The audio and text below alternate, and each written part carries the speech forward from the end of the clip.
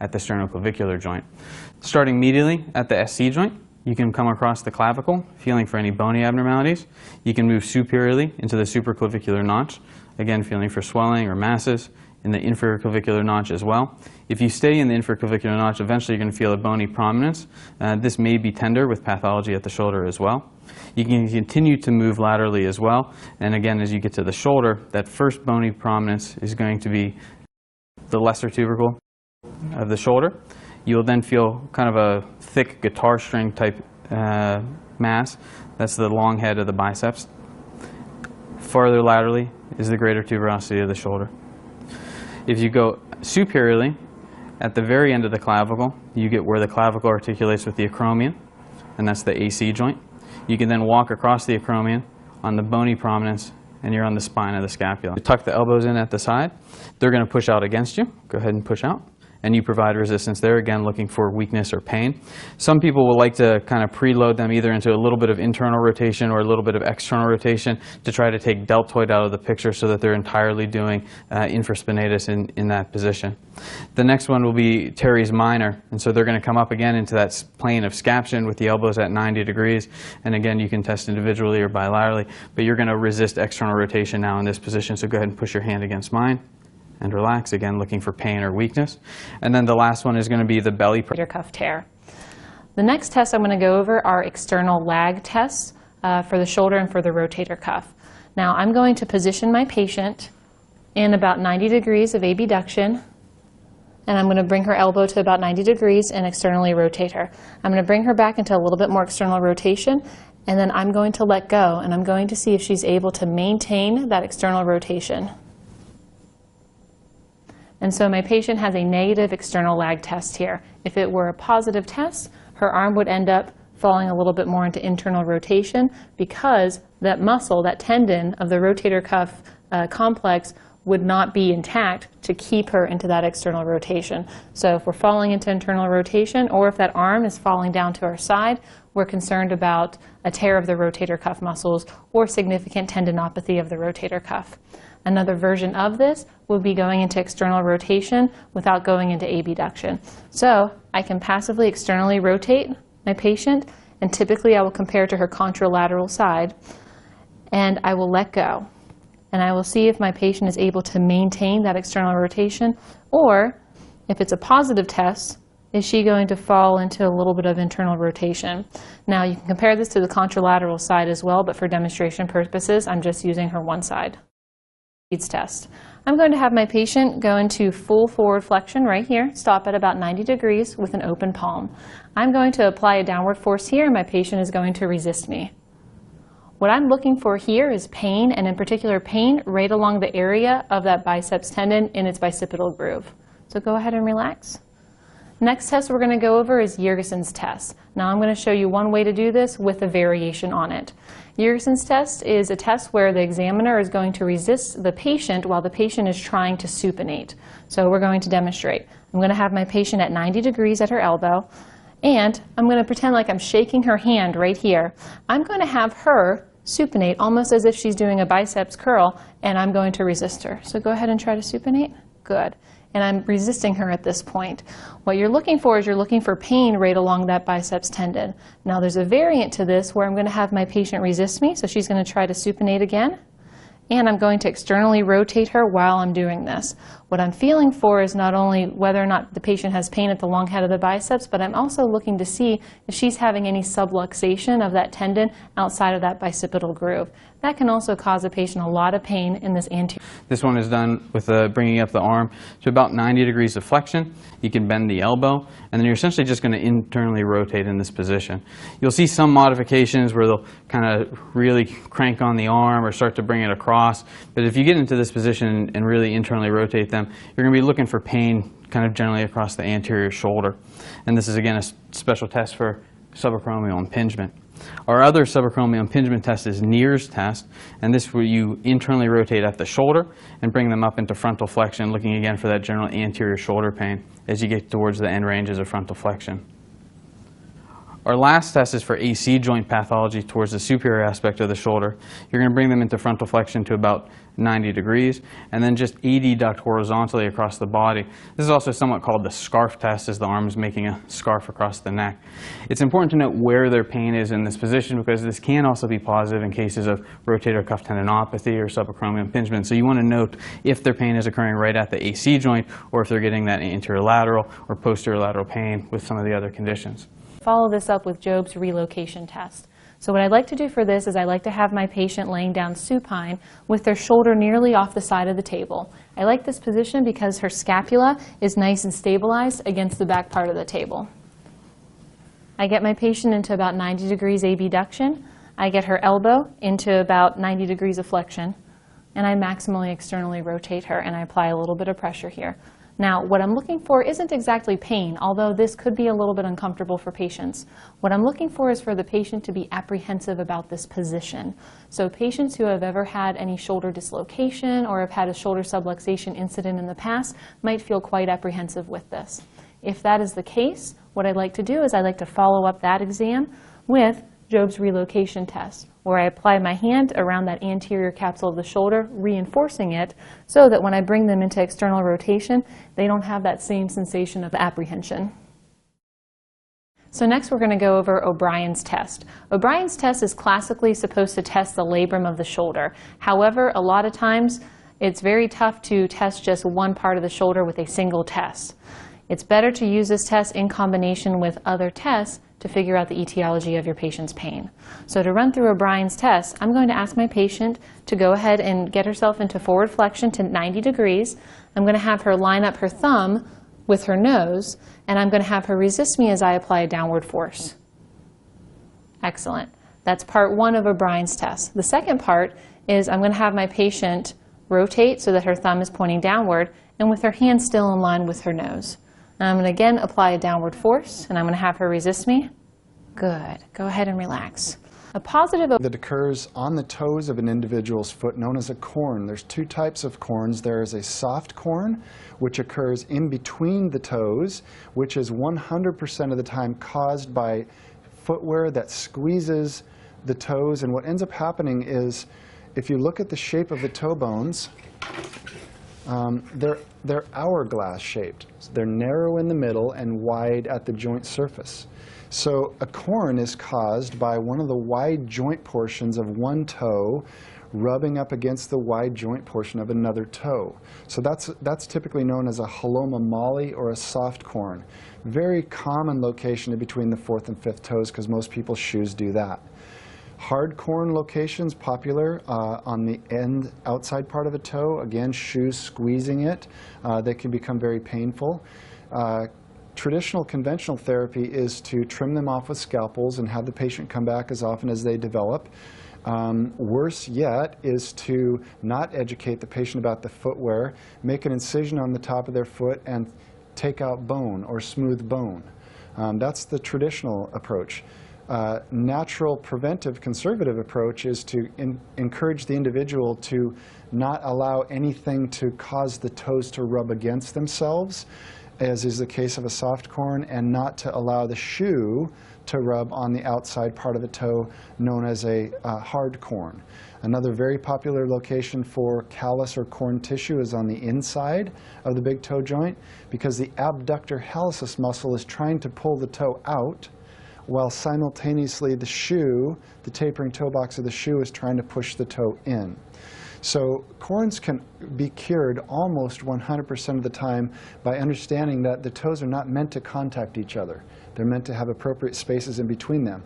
And if we allow for that, we can actually see corns go away. I'm going to be palpating and looking at the skull shape first here. And then I'm going to palpate the skull for size and symmetry. Alright, I'm going to look at the face here, inspecting it. Alright, so I'm going to go ahead and do the first cranial nerve here, and that will be cranial nerve 7. I'm going to have you raise your eyebrows for me. Okay, puff out your cheeks. I'm going to go like this. Okay, smile and frown. close your eyes really tight and then don't let me open up your eyes. Your temporal pulse is here. Okay, they seem to be at 2 bilaterally. Since I'm here, I'm going to palpate for temperature across your face. Make sure we got the ears in there. Okay, and do you have any tenderness when I go like this? No. Okay. Alright, so we're going to go back to this, we're going to go to this TMJ joint here. I want you to clench down for me. I'm going to grade those. I want you to protrude your jaw out for me. Go back in for me. Go laterally side to side. Alright, and then clench your jaws together really hard. And don't let me pull it down. Good. So that was the trigeminal for the ears. I palpated it earlier for warmness. Does this hurt when I go like this? No. No.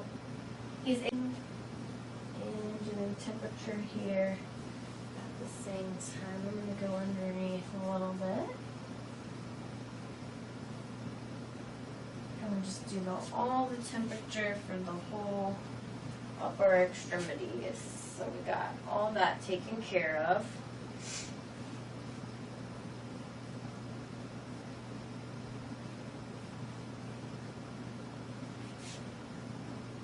I don't see any edema or anything. I'm going to go ahead, I'm going to feel the radial pulses. I'm going to move this up a little, that's fine. So you can just relax. Just have to grade them. You don't have to count them. Okay, there are 2+, and I'm going to feel for the brachial. So I'm going to do, if I can do it.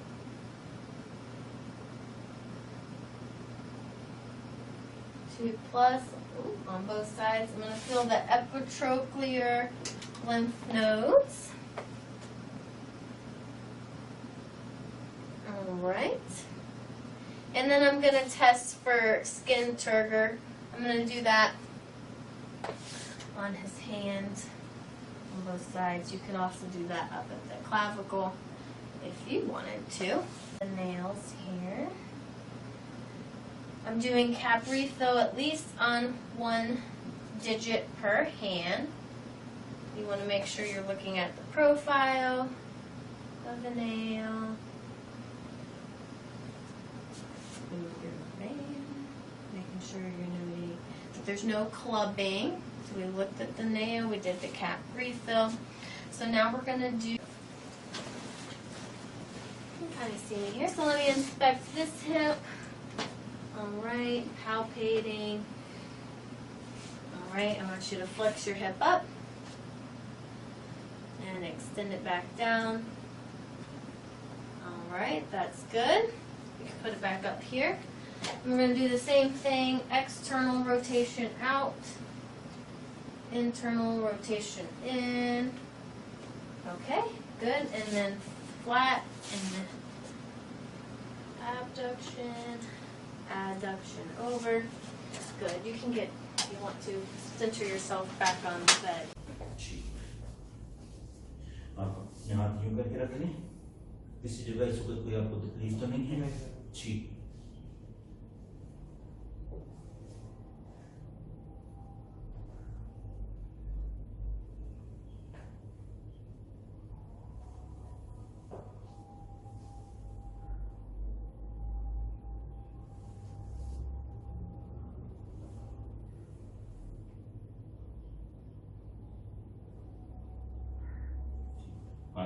खोल के रखें जी, रख दीजिए।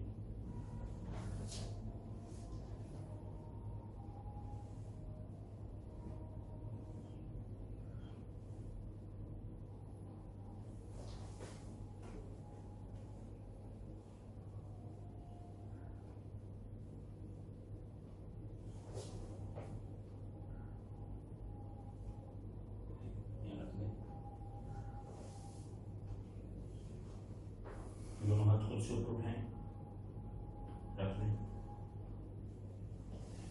अब ये दोनों बाजू पर उठाएं, पूरे जोर से। ठीक है, अपने दोनों बाजुओं को नीचे को जोर लगाएं। ठीक है, दोनों बाजुओं को बाहर को निकालें। ठीक है, अंदर को करें। ठीक है, दोनों बाजू यूं करें, सीधे ऊपर करें। ठीक, रख दीजिए।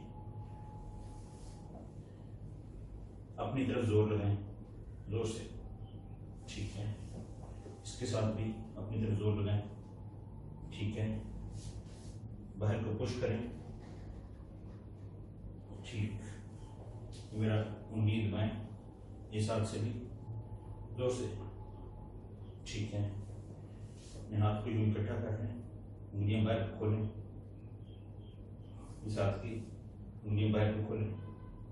ठीक है, ये कार्ड मेरे हाथ से आपने छुड़ाना है। ठीक, दूसरी उंगली से। ठीक है, इस तरह से इस हाथ से भी।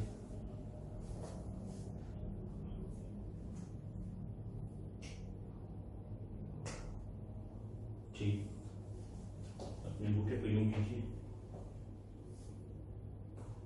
दूसरे हाथ दूसरी उंगली के साथ बारी बारी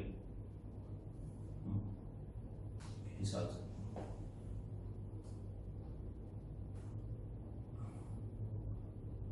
ठीक, कोई मुठ्ठियां बनाएं, अपनी मुट्ठी से नीचे जोर लगाएं मेरे हाथ में, मुट्ठी को ऊपर को लेके जाएं। ठीक, मुट्ठी को नीचे को ऊपर लेके जाएं। ठीक, ऐसे रख दीजिए। ये उंगली को यूं करें, ढीला छोड़ दें।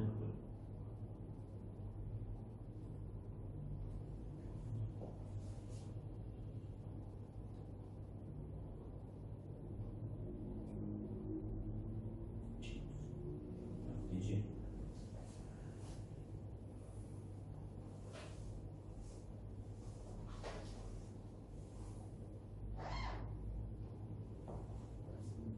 लगता महसूस होता है? क्या लगता है? ठीक, जब मैं लगाऊंगा तो आपने बताना है कि किस जगह पे लगा है, किस तरफ लगा है। आंखें बंद कर लें।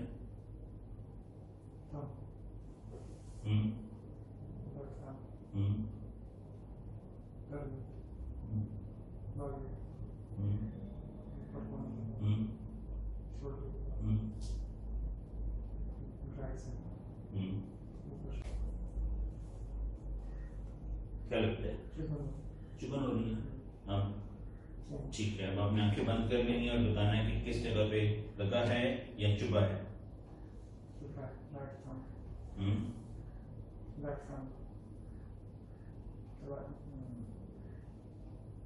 ठीक, उल्टा कर लें हाथ।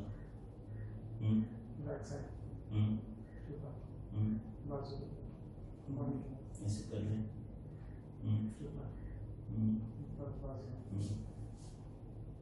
एक जैसा दोनों तरफ?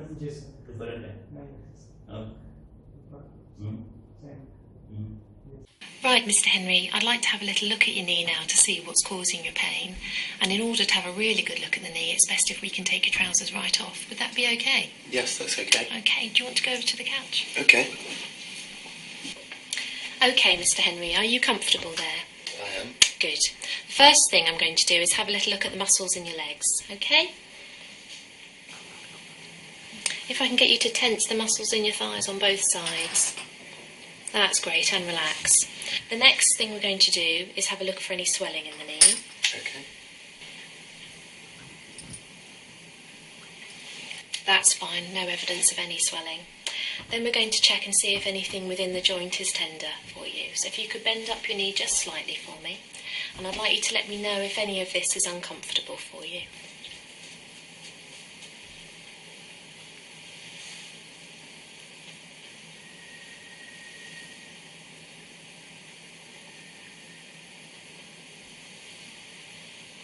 That's all okay? Good. Okay, rest it down there for me. The next thing is we're going to look and see how your knees are moving. We're going to check both sides, and we'll start with the side that hasn't been bothering you so much. Okay. If you bend up for me, all the way up, and then down, and then on this side, all the way up, and down again. That's great, they both seem to be moving fine. Well, next we'll check the ligaments, and we'll start with the ligaments on the outside of your knee. So if we can just bend up slightly again for me.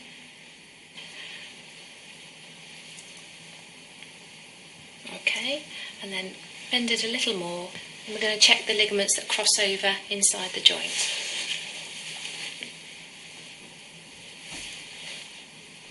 And they're fine, okay? Okay, lastly, we're going to have a little look at the lining of the joint or the cartilage, okay? Okay.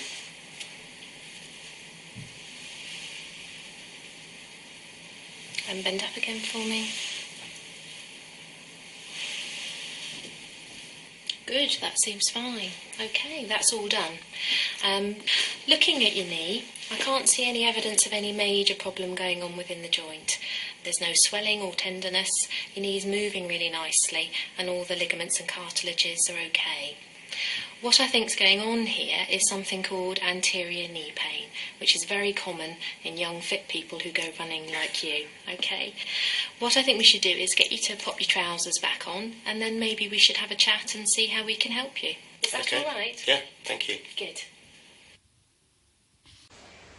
It's really amazing that you're so focused and enjoy the class.